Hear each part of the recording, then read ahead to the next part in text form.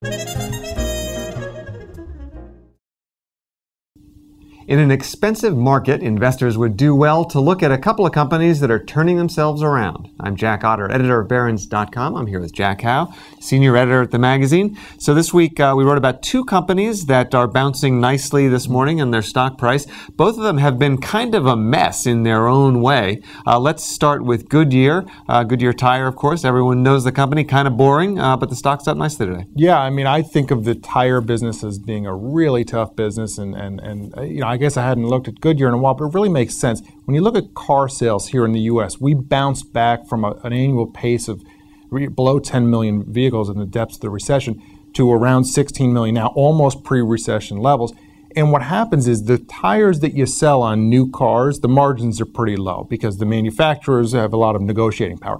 But it's that first replacement when your car is about 3 years old and you still kind of care about it and you go to get your tires replaced and you spend on good tires. That's where these companies make a lot of money.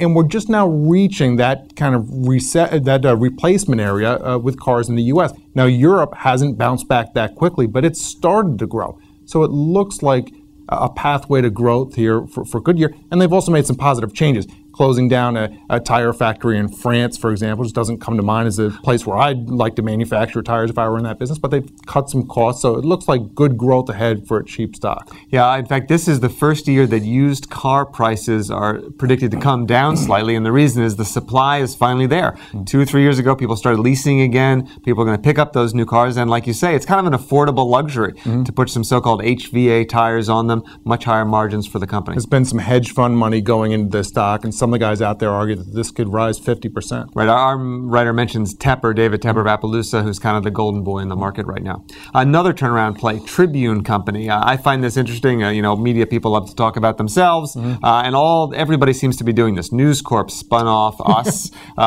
in the so-called, low margin business of still doing print media, but CBS did it with Viacom. Now Tribune is spinning off its print, the so-called bad company, and will be keeping the broadcast assets as a separate new company. Yeah, and there are some other under the name Tribune, and that's what we're excited about. Right. Some other, hidden or less looked at assets here. They have some holdings, online, some exposure to Cars.com for online classified ads. They had some exposure to Apartments.com that was sold, and they also have some real estate, which they could do anything from a sale and leaseback transaction, maybe some kind of REIT thing, or there are plenty of ways for this company to unlock some value in some of its other assets going forward. And like I said, the margins on the TV business are great. There looks to be some growth there going forward with elections, and they've got some folks in charge right now that know how to increase the value of TV holdings. So.